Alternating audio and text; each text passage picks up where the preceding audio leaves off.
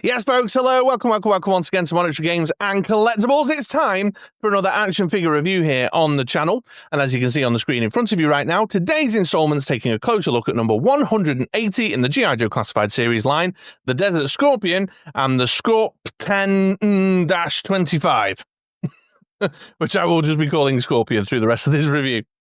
In fact, I'll probably call them both Scorpions interchangeably to be nice and confusing. But nonetheless, that's what's happening. I'm going to kick things off with a look at the packaging, then get into the figures themselves, talk about the aesthetic qualities and the visual experience, talk about the articulation and posability, give you a good rundown of all the accessories and added value. And with all that said and done, you should have some good, thorough information to make a purchase decision around. So if you've been thinking about picking up this set for yourself, you'll know whether it's worth your hard-earned cash or not. So let's get into it and let's jump back in time to visit past Chris, taking a look at the box on the day it arrived on my doorstep. Here we go. Okay then, folks, well, here is the Desert Scorpion, the Cobra Desert Scorpion and Scorp10n-25 in packaging here. And as you can see, it's the standard kind of G.I. Joe Classified Series packaging we've come to know and love in recent releases. Got the carbon fiber kind of motif there in the packaging, G.I. Joe, Cobra symbol because it's a bad guy name at the top corner, and of course the window across the front showing off all the goodies. Then around the back we can see it's 180 in the line, large digital render showing off the Desert Scorpion Trooper and the massive Scorpion there. A couple of breakout windows showing off a few key features. This is the import sticker because I've received this from In-Demand Toys, who import their stock over here in the UK. Legal bollocks and malarkey across the bottom, and then of course the file card information, which, you know, let's take a look at that together and let's learn more about Desert Scorpion, shall we? Okay, first up then here we got this little kind of boot thing on the side here. This is because Desert Scorpions are well known to be deeply embedded in sneaker culture. It's a little known fact, folks. Look it up. This one here is, you know, pile of bullets because they put bullets in their guns.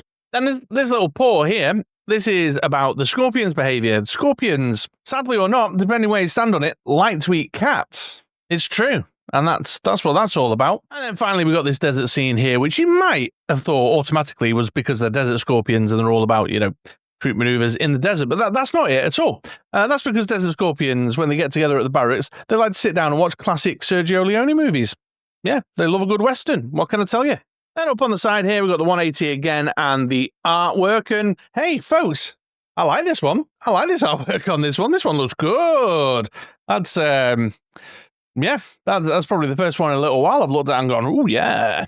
Then on to the side, we've got the repeat of the number, Cobra symbol, repeat of the file card information, repeat of the artwork, and the QR code to nowhere.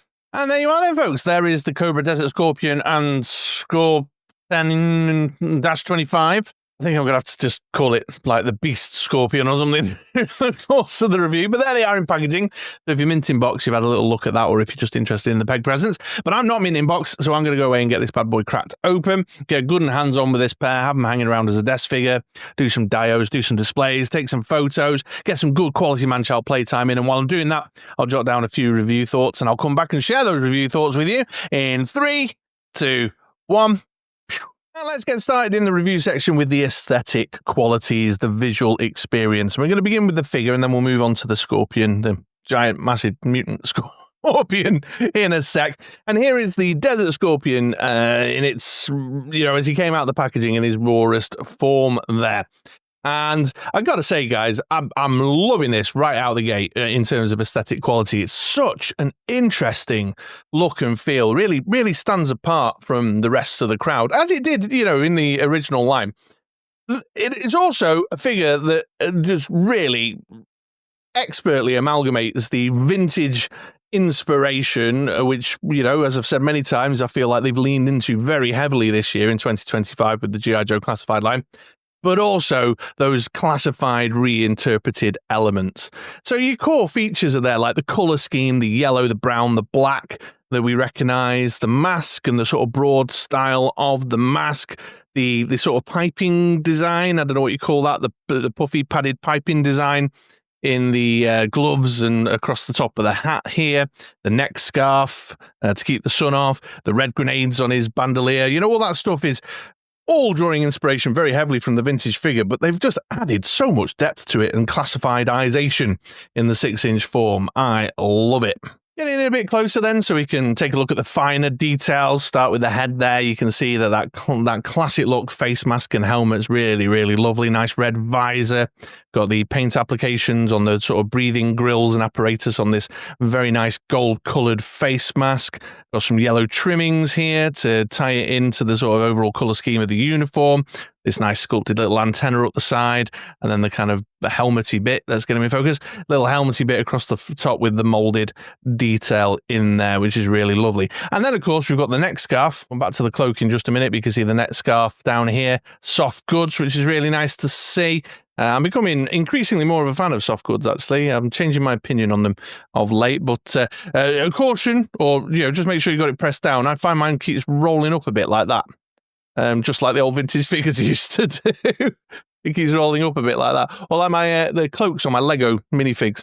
So you have to sort of make sure you're kind of pressing it down and stuff, but that's easy enough, just to finesse it into place. You see this port at the side of the head. We'll revisit that when we have a look at the accessories and added value, but yeah, looking nice up top. And then moving down into the uniform, you can see some extra paint applications and bits and bobs. So he's got this kind of bandolier with the red grenades, and that's got some nice sculpted details. Underneath here, you can see some bullets belted in, and they're all individually painted in the brass, which is nice to see. Nice sculpting on this sort of brown chest plate here, this sort of piece of armor across the top.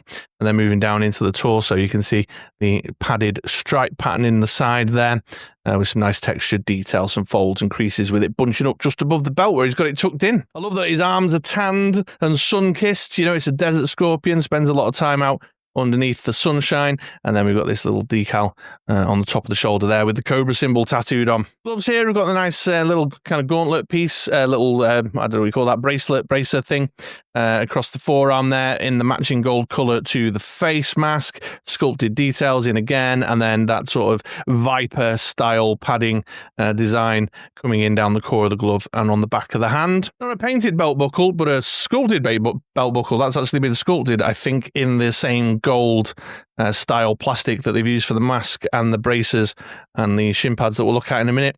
But some sculpted detail here on the brown belt as well, with some kind of bits of leathery look and texture on things like the knife sheath. It's shiny on the old legs, but that's fine. Then we've got a couple of thigh pieces here, again with that sort of Viper style armor padding piece, and then down into the boots. Look at these. Got the gold again on the shin guards, nice brown leathery colour for the actual boots themselves, and then these kind of really comfy yellowy soles again, just to give it a little bit of symmetry and make it easy on the eye with the rest of the yellow in the uniform. Then, of course, as part of the kind of visual experience, we've got the soft goods cape here, which really does add something to the kind of shelf presence of the figure for sure. It just gives it kind of, in that kind of world of storytelling and building a narrative in your head canon.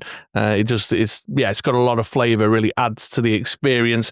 In terms of what it looks like, it looks good. It drapes well. It's got this kind of torn up ends there, showing that it's been seen some action and stuff. The stitching's all on the underside, so you can't see the stitching. The only thing that I've struggled with is around the neck, the way it sort of bunches up around the neck and stuff.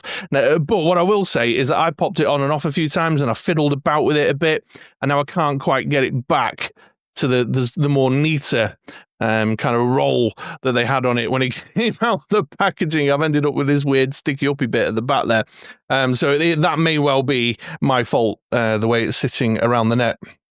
But he's got this kind of curved piece that comes down there, so you can sort of fold it over the top of his arm and stuff. Yeah, it's good.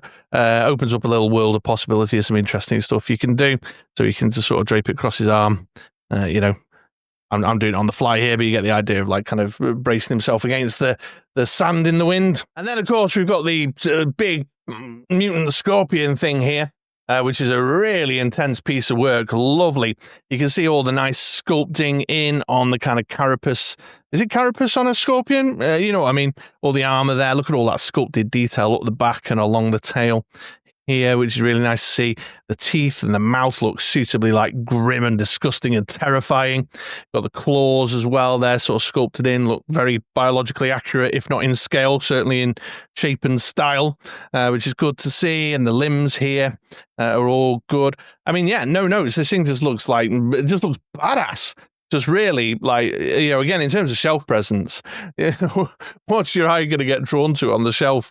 You know, this thing just immediately catches your eye, and all the different shading in the paint and stuff. A little bit of a dry brush at some points here as well, just to give it some flavor and depth.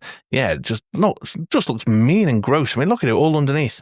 Ugh, you wouldn't want to encounter this down a dark alley on a lonely night, would you? Hey, no. Definitely not. So yeah, really, really impressed with the Scorpion. Just looks mean as fuck. Just really, really awesome. Just exactly what you'd want from a big old mutant.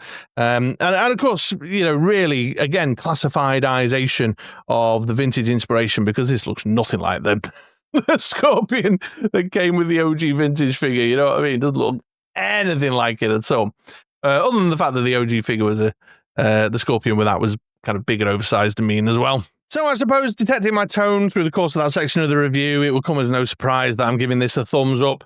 The aesthetic qualities and the visual experience I've really, really enjoyed with these guys. Both of them just look incredible. The shelf presence is top notch. And I think there's just something kind of like, I don't know, just like a real deep sense of narrative that's coming off the certainly the Desert Scorpion himself, that just really appeals to me. Just really appeals to me. I always thought it was a great figure anyway. I loved it back in the day. So that's also probably influencing my decision. But the way they've taken that vintage look and just kind of reinterpreted it and modernized it has landed really, really well with me. So I am enjoying the visual experience of this set a lot, as you can probably tell.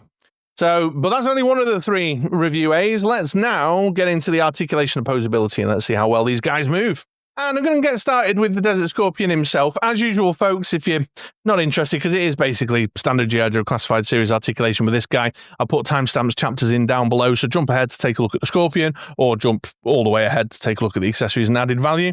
That's over to you to make your mind up. But if this is the first G.I. Joe Classified Series review you've ever seen, or if you want to know if there's any quirks or anything, stick around, I'll walk you through him, and then I'll move on to the Scorpion.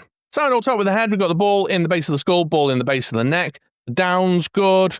The up is all right. You can go full 360 there and do the Exorcist, and you can tilt and swivel at your heart's content. Moving down into the body, we've got the butterfly joint there at the shoulder, and then the peg and hinge. You can go all the way around full 360 and T-shape him out up to there. Got the swivel here at the top of the bicep and tricep. Pinless double elbow that'll get you up to there. And then pegged in hands, so you can swivel at the wrist, and then the right hand has got a forward and back hinge, and the left hand's got an up and down hinge. Into the core body, we've got the hinge, the classic G.I. Joe Classified hinge in the torso, and then the ball at the base of the joint. You've possibly even noticed already, but mine is really loose there. Can you see the looseness on that hinge?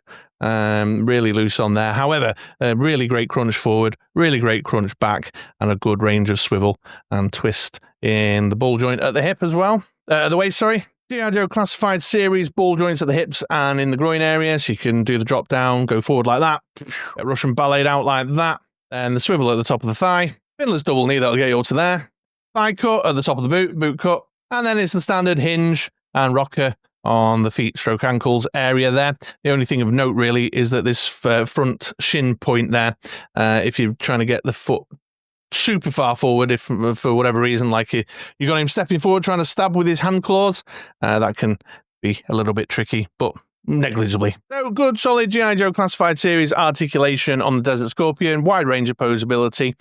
I didn't find myself limited in terms of bringing any of what my imagination wanted to do with him to life. It's all good and solid. Thumbs up on that front. The only criticism, as I briefly mentioned in the video, is that my torso hinge is really, really loose. All right, let's take a look at the Scorpion now, shall we?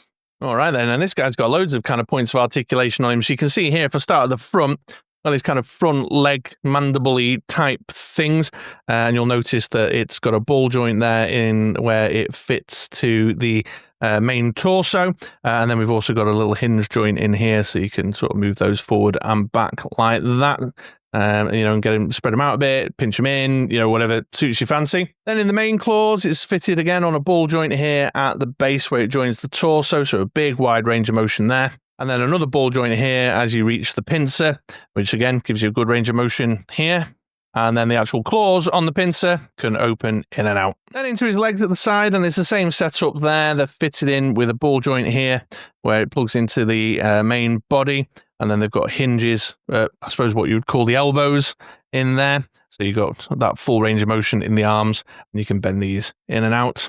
And then onto the tail, which was actually not attached out the packaging. I added it on, obviously to complete the look and feel of the Scorpion, but it's just a load of ball joints all the way up. So you just got motion there, motion there, motion there, motion there, and then motion here at the stinger at the top. So you can get it, you know, all sorts of stuff with that as it tickles your fancy.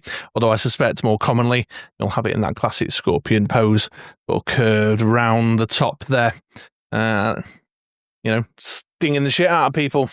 So it's another thumbs up. That's 2 for 2 on the articulation and posability. They've put plenty in there for you to be able to play around with it and get it into some different poses and things. The only thing I would have liked maybe is that if you could have got this pincer a little bit further forwards for a more aggressive kind of like stabby stinger shot maybe, and perhaps if these legs were just a little bit stronger so you can get a little bit more floor distance, you know, so it's so you can get it like kind of a bit more sort of menacing like that. But these front legs, you see it drop in there now. Although bloody ironically now on camera, it seems to be doing it all right. So maybe that note I've written down here. I don't know. Judge that as you will. But yeah, loving it. Loving it. The posability is great. So there you go. There's the Desert Scorpion and the Scorp10-n-25. In the posability, so good range of posability there. Let's now take a rundown of the accessories and added value, shall we? And to get us started, we've got the faceplate swap here. A little bit shaded under my lights from his visor, but yeah, this is a little faceplate that you can pop the mask off and pop this on.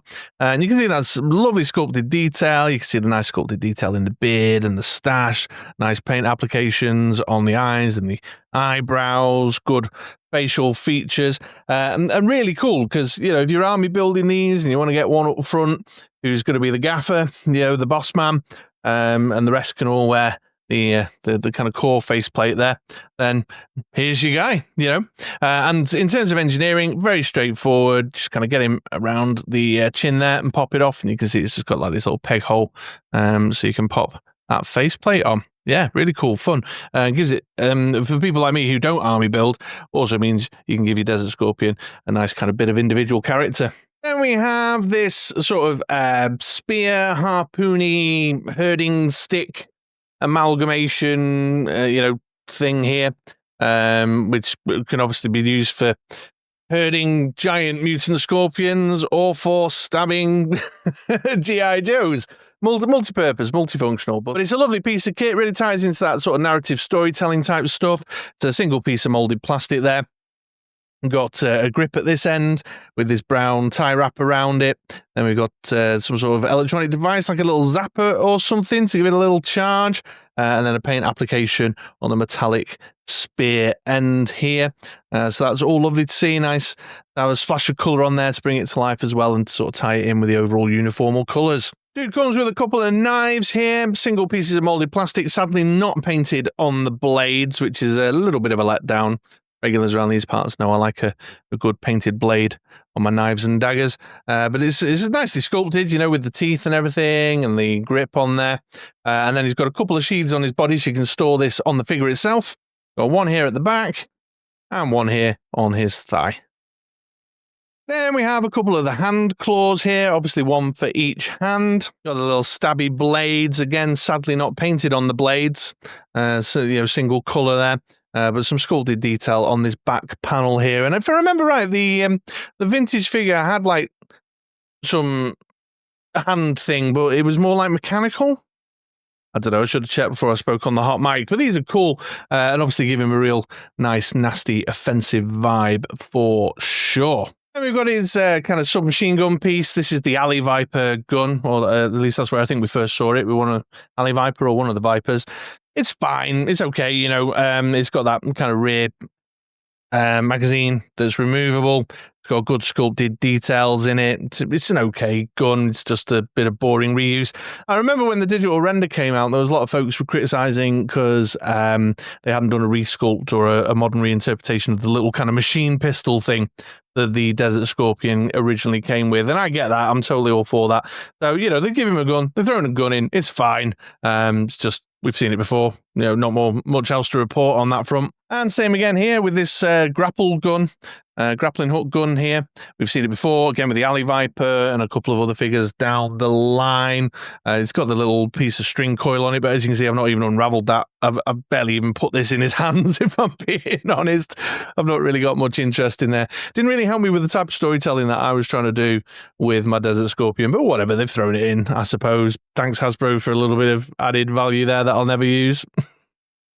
And then we got the backpack. This is a sweet piece of work, this. I really like the backpack on this guy. You can see you've got these nice sculpted details in here. Got these little canisters with the red paint applications on it. And then you've got the black and brown. The brown obviously tying in very well, nice colour-wise with the rest of the brown on the figure. A little carry handle at the top there.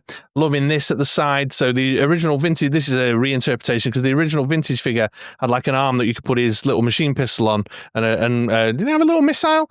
A little missile, I think I seem to remember, where we've got this now kind of hinged, like little over-the-shoulder laser blaster type of thing, pew, pew, which is really cool. I love the aesthetic and the design of that, with the hinge as well. You can sort of move it around, I'll be shooting in different directions, which is really lovely to see. But yeah, it's a nice piece of work. And then you can also see on the side here, we've got this little clip that you can store his little herding staff onto as well. And the backpack can get pegged in fine with the cloak on as well. You can just sort of drape the cloak down the side here, giving him a bit of a kind of Boba Fett style vibe. And then finally, while I've got the backpack here, we've got this little hose, which fits onto the side of the helmet in the hole that I pointed out to you earlier, and then has a little peg hole on the top of the backpack, just up here. There we go, just did that off camera where I could see the fiddliness of it a little bit better under the light. And this, I'm assuming, is some sort of like interface when he's got the visored face mask on for controlling the over-the-shoulder laser blaster. So yeah, it's a good solid accessory selection. I'm giving it a thumbs up there. Yeah, all right. So there's a bit of reuse in there with the gunny stuff, but the backpack, the herding spear, the hand claws, all that kind of stuff. Just and of course the faceplate, really into the faceplate system with the swap into the maskless head or the masked head. Looks really, really cool. Obviously opens up a wide range of possibilities with different types of poses. And of course, don't forget the cloak is kind of an accessory in its own right. So you can whip that on and off, you know, so you can change his look, give him a different loadout, have him operating offensively in different ways. We've got stuff in which he can use to interact with the Scorpion, which, you know, is good. So really, really pleased with the accessory selection. And I have, you know, tried around and played around with loads of different looks and feels and poses and stuff with him. I've had a lot of fun with this guy. He's made a great desk figure and had loads of fun taking some photos with him yesterday as well. So yeah, they love to just throw some stuff in and all right, he's got another grapple gun. Fine. You know, maybe I'll get around to taking a photo of him, I don't know, climbing a rock face or something. But overall, yeah, good. It's added value for sure. Okay then, well, so that's the accessories rundown. Let's take a look at him next to a couple of other figures, shall we? And first up, here is the Desert Scorpion next to the Range Viper. I got to admit, I've struggled to know kind of who to pose this guy next to. And so I just went with another kind of badass, mean-looking Cobra army builder type. You can love that Range Viper. Here's the Desert Scorpion next to a Crimson Guard, just to demonstrate the difference between, you know, well-behaved, good, rewarded Cobras and dumped in the desert because they're naughty Cobras. Here's the Desert Scorpion next to the mainline Cobra Island version of Major Blood. Kind of just played around with these two together because I thought the browns, the colour schemes kind of worked nicely, and I could see Major Blood getting the short end of the stick and being sent out to command some Desert Scorpions. And just as a little sneak peek of the next G.I. Joe Classified Series review coming on the channel, here's Mercer. And then just on the creature companion side, here's the Scorpion next to Order and Junkyard. All right, folks, well, I'm sorry, no turntable today. The two of them together are just far too big to fit on my little tiny turntable to give you the 360 view, but I will offer up a couple of final thoughts before we finish up, and I think the review speaks for itself, to be perfectly honest. regulars around these parts will have easily detected from my tone that I have loved this set.